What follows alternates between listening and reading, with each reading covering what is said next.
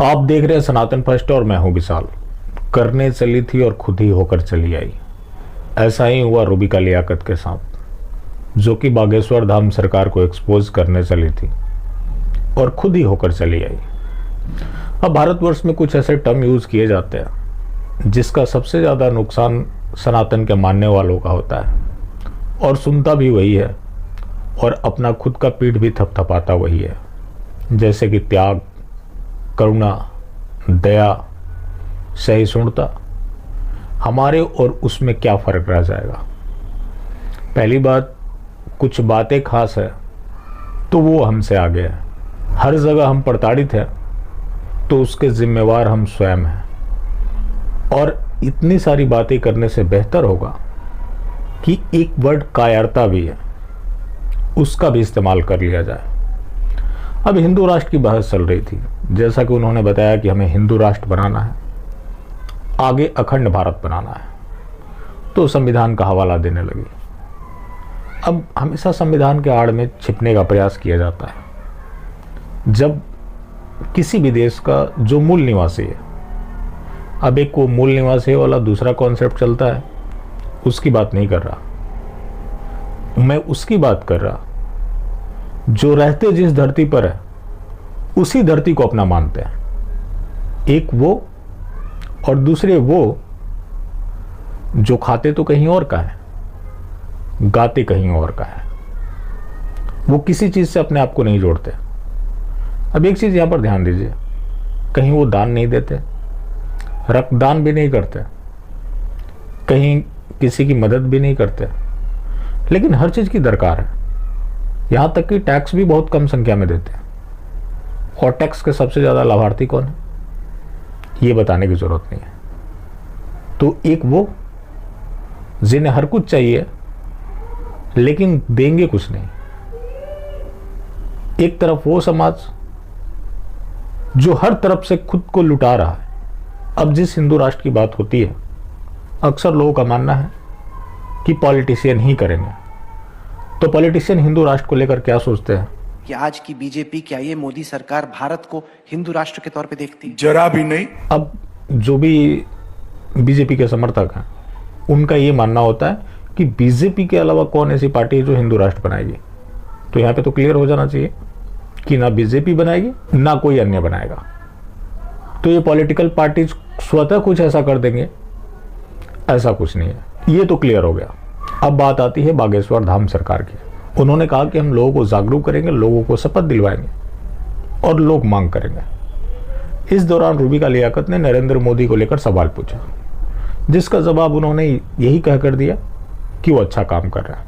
अगर किसी भी सवाल से बचना है तो ये बेहतर जवाब हो सकता है।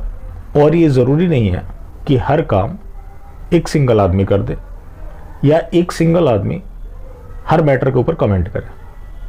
तो रूबिका लियाकत, जैसा कि आरोप लगते रहे गोदी मीडिया के, उन्होंने इसको सनातन से जोड़ दिया कि नरेंद्र मोदी सनातन के लिए अच्छा काम कर रहा है, जिसे बागेश्वर धाम ने खंडन किया। कहा कि उन्होंने सनातन का नाम नहीं लिया। राहुल गांधी की भी चर्चा की तो उन्होंने बोला कि उनको भी शुभकामनाएं हैं। उन्होंने स्पष्ट तौर पर कहा कि हमें पार्टी पॉलिटिक्स से कुछ भी लेना देना नहीं है। कमलनाथ को लेकर सवाल हुई कि कमलनाथ आए थे, तो वो रूबिका लियाकत ये भी पूछ सकते थे कि नरोत्तम मिश्रा भी आए थे, लेकिन कमलनाथ आए थे और नरेंद्र मोदी सनातन के लिए कार्य कर रहा है। जबकि उन्होंने स्पष्ट तौर पर कह दिया कि हमें किसी भी राजनीतिक दल से कोई लेना देना नहीं है, हम पॉलिटिक्स में पढ़ना ही नहीं चाहते। दरबार खुला हुआ है, जिसको आना है आए। अब बात हुई सनातन की, तो रूबिका लियाकत ने कहा कि 7 पीढ़ी पहले उनके भी परिवार के लोग सनातनी थे, लेकिन आज मैं कट्टर दीनी हूं। अब ये जो कट्टर दीनी है, जो कि लिबरल अपना फेस दिखाने का प्रयास करते हैं, कई सारे टर्म सुनते हैं आप, जैसे कि सनातनी मुस्लिम सुबुही खान है, शहजाद पूनावाला है। तो फिर जिस मजहब को ये मानते हैं उसकी क्या क्या खूबसूरती है उसका भी बखान करना चाहिए। लेकिन वो बखान करने के बजाय ये लोग अलतकिया करते हैं। जब आपने मान लिया कि आपका रूट सनातन से जुड़ा हुआ है तो फिर उसको अपना लेने में क्या समस्या है? अपनाएंगे नहीं, चलिए अच्छी बात है। जब पाकिस्तान की बात करेंगे तो बोलेंगे कि उनमें और हमारे में क्या फ़र्क रह जाएगा, वो तो इस्लामिक देश बन गए, तो फिर भारत क्यों नहीं हिंदू राष्ट्र हो सकता है? तो हमारा उनसे फ़र्क रहे इसके लिए हम खुद को मिटा लें। जैसा कि युद्ध के अगर मैदान में देखा जाए तो यही होता है कि अगर सामने वाला जिस तरह से आपके ऊपर हमला कर रहा है उससे ज़ोरदार पलटवार आप कर रहे हैं तब आप वहाँ पर विजयी होंगे। अगर नहीं कर सकते तो आपकी पराजय निश्चित है। तो एक षड्यंत्र पूर्वक, जैसा कि आपने आपकी अदालत में भी देखा रजत शर्मा के साथ, रजत शर्मा ने वहाँ पूरा प्रयास किया कि एक संत का कैरेक्टर असैसिनेशन किया जाए। कुछ ऐसे ऐसे पहलू भी लेकर आए जिसका जवाब बागेश्वर धाम सरकार ने नहीं देना था। यहां तक कि भिंडरावाले से भी जोड़ने का प्रयास किया, क्योंकि वो आत्मरक्षा की बात करते हैं। आत्मरक्षा का अधिकार किसको नहीं है? अगर इनके हिंदुत्व की माने, जैसा कि आज प्रचार प्रसार किया जाता है कि त्याग, सहिष्णुता, दया, पुण्य, वसुधैव कुटुंबकम, तो शायद यही वजह रही कि लोग इतने सालों तक गुलाम रहे, देश का बंटवारा भी हुआ, उसके बावजूद भी जहां कम संख्या में थे वहां लगभग समाप्ति की ओर है, और जहां ज़्यादा संख्या में थे वहां भी प्रताड़ित हो रहे हैं। तो आजकल इस तरह की बातें जो की जाती है ये गांधीयन हिंदुइज्म है, जबकि सनातन धर्म बहुत पुराना है। भगवान राम ने भी अपमान का बदला लिया, भगवान कृष्ण ने भी बदला लिया। अगर इन लोगों के अनुसार मान लिया जाए तो भगवान राम ने रावण का वध करके गलत किया, भगवान कृष्ण ने महाभारत करा गलत किया। इनके अनुसार तो वही है कि सामने वाला आ रहा है, अपनी इज्जत लुटवा लो, अपने ऊपर हमला झेल लो और वाहवाही लूटो कि यही मेरा हिंदुत्व है, यही मेरा हिंदुत्व है। ये शुरू से रहा है कि धर्म और अधर्म के बीच लड़ाई रही है, लेकिन अधर्म के सामने धर्म घुटना टेक दे ये कभी नहीं देखा गया है। और अधर्म के सामने धर्म का घुटना टेकना फिर वो धर्म नहीं है, वो कुछ और है। जो मैंने गांधीयन हिंदुइज्म की बात की, जिसको मानने वाले अपना सब कुछ लुटाकर आत्ममुग्ध भावना बनकर घूमते हैं। तो ये जो नए नए शब्द गढ़े जाते हैं या फिर अलतकिया किए जाते हैं, इससे नुकसान सनातन धर्म का होता है। और अलतकिया आजकल आप देखेंगे एक प्रोग्रेसिव फेस दिखाने का जो प्रयास किया जाता है। जो मजहब की बात आती है तो कट्टर हो जाते हैं, धर्म की बात आती है तो वहाँ सॉफ्ट हो जाते हैं। तो ये जो अलतकिया है ये बहुत खतरनाक है, और यही चीज़ वहाँ पर एक्सपोज हुआ। जब आप अपने रूट को मानते हैं तो आपको अपने रूट की तरफ लौटना पड़ेगा, लेकिन वहाँ आप बताएंगे कि नहीं मैं तो कट्टर दीनी हूँ और भारत के संविधान का हवाला दिया जाएगा।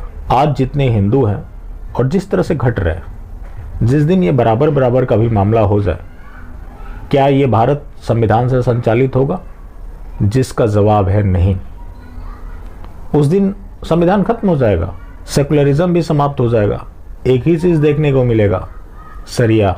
आज जो लोग सिप्टों में खाना खा रहे हैं उनका एकमात्र मकसद यही है कि हमें संख्या बढ़ाकर इस लोकतंत्र के ऊपर कब्जा करना है, और जब कब्जा कर लेंगे तो ये संविधान, सेकुलरिज्म सब कुछ खत्म हो जाएगा और देश सरिया से संचालित होगा।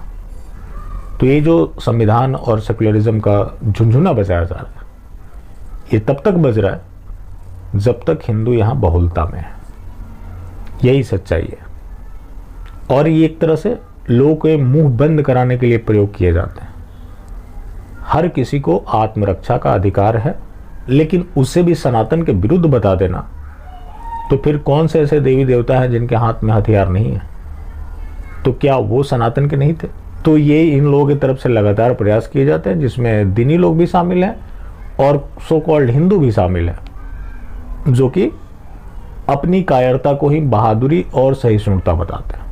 और तो और उस इंटरव्यू का थंबनेल लगाया जाता है रूबिका लियाकत का शास्त्री के साथ शास्त्रार्थ। रूबिका लियाकत किस शास्त्र को जानती है कि वो शास्त्रार्थ करेंगी, लेकिन वो शास्त्रार्थ करने पहुंच गई और वहां पर अलतकिया करने का प्रयास किया। और कैसे भी प्रयास किया कि वो पॉलिटिकल कमेंट करे या फिर जो हिंदू राष्ट्र की बात बोल रहे हैं उस मामले में वो डिफेंसिव हो जाए। और रूबिका लियाकत जैसा कि आप देखते हैं कभी मंदिर भी चली जाती हैं तो पहले अल्लाह को याद कर लेती है, उसके बाद लगता है लो ये तो राम मंदिर से जुड़ा मामला है, तो फिर हे राम करने लगती हैं। तो ये जो अलतकिया चलते हैं इससे भी लोगों को बचने की ज़्यादा ज़रूरत है, क्योंकि ये ज़्यादा नुकसान करते हैं। दूसरों वालों की तो पहचान हो जाती है क्योंकि वो खुलेआम नफरती भाषण देते हैं, उसको आम लोग भी समझ लेते हैं। लेकिन इनको समझना ज़्यादा ज़रूरी है क्योंकि ये लिबरल फेस बनकर लोगों के सामने आते हैं और लोग ये मान लेते हैं कि नहीं सारे एक जैसे नहीं होते। तो ये जो कॉन्सेप्ट चलता है ना कि सारे एक जैसे नहीं होते, ये ज़्यादा सनातन का नुकसान कर रहा है। चलिए आज के लिए बस यहीं तक, फिर मिलते हैं। धन्यवाद।